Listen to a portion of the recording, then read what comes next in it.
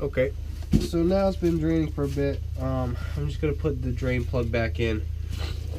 Good idea, take a paper towel, clean off where it was hitting. There's a little hole under the cross frame right here, so you can see it's dripping and then dripping out.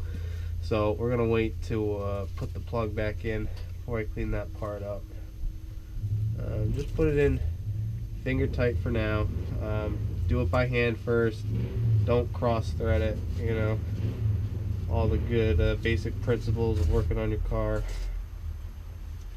And then we're just gonna come under here, dry that off. I dried it up top already. So now we're gonna grab the torque wrench. Okay, just checked with the manual that says the torque specifications for the drain and fill plug are 35 foot-pounds. So I have my torque wrench, I have it set up to 35 foot-pounds. And we're just going to tighten it. Remember, righty tighty, lefty loosey. And when you start feeling the tension pick up, just start going a little slower.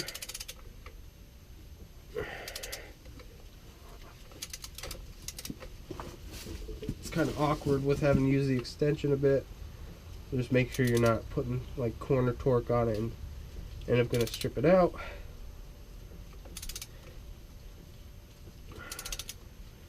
Any minute, should be. There we go. All right. So now the drain plug's all set up. What I'm actually going to do, like I said earlier, truck's on a hill. I'm going to jack up the rear pumpkin, rear differential, whatever you want to call it, just a little bit. I'm going to put a little level on the bed rails, and once those show me level, I'm going to put some jack stands down, and then we're going to fill it in a level position. Okay, now the truck is level. It's time to fill. What I always like to do, put the pump on the bottle. Not exactly sure what the last stuff I pumped with this pump was. So it could have been diff fluid, could have been transmission fluid. So I like to just pump it out, just get a good clearing through, and then you're all set to go. So now what you're going to do, keep the drain pan where it is. You're going to take this tube, just insert it, and then just start pumping slow and even. You go too fast, it might catch on something and it might just come out.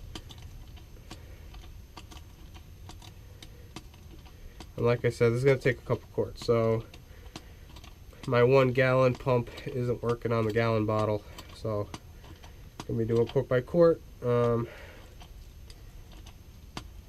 then once this one gets empty, I'm just going to fill it back up. So you see it's draining.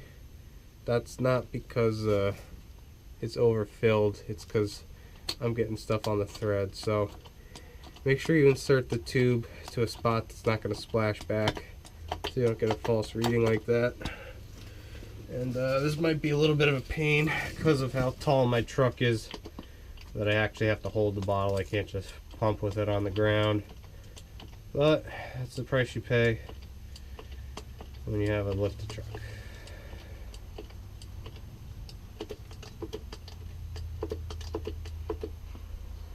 Again, after been pumping a while, just check to make sure the tube is still fully inserted.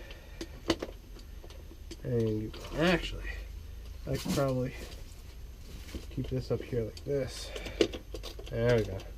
Now we're cooking with some gas. Again, I like to see the fluid level in the bottle, so I know I'm not just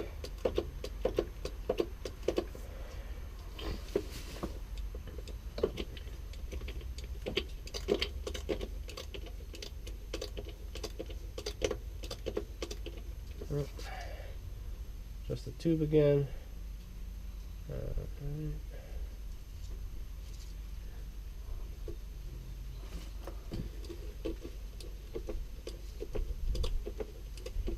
And you'll know the difference between it just dripping out and when it's actually filled to the level. So right now it's just dripping out because what's happening is it's catching on the bottom of the tube on the inside and then rolling down it.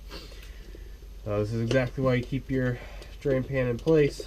You don't have to worry about cleaning this up until we're done. So you can see starting to get some air bubbles So that means it's time to fill up the quart. I'm not going to bore you with the rest of this. I'll just show you once it flows out. Alright, so now it's starting to come out. So you can see when I'm pumping, it's starting to drip a lot, and now it's actually running. So pull the tube out.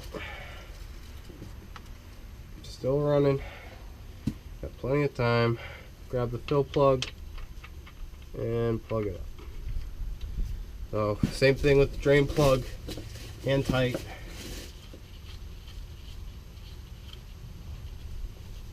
Make sure you're not cross-threading it.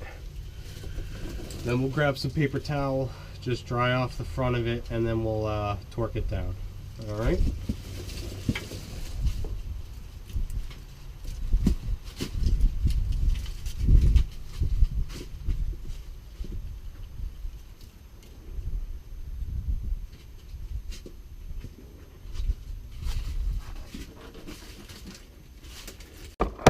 Okay, so now we're going to put the pan back on. Don't forget, the pan curls upward, so see this little lip that's going towards the top, and the narrow end is to the front. So the one with the big spacers, if you remember, 2 of those were the front 2 bolts, so I'm just going to start them by hand. I'm actually going to start them all by hand, and then I'm just going to tighten down with the air gun. I'm just going to do the lowest setting. I don't think this is torque specific. It's just a protection for the cover and stuff. You just want it tight enough where it's not going to loosen up during normal vibration. Obviously you don't want to do it too tight where you end up rounding out the heads or stripping the threads off of the nut or the bolt. So those are all down loose. Just do them by hand so you don't cross thread them.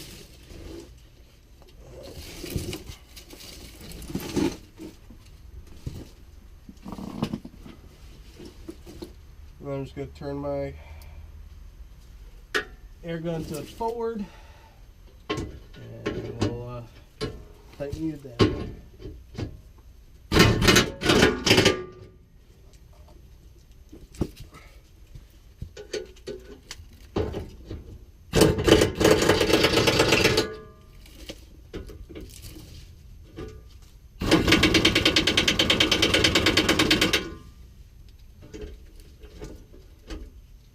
Actually, I'll put them on the medium setting.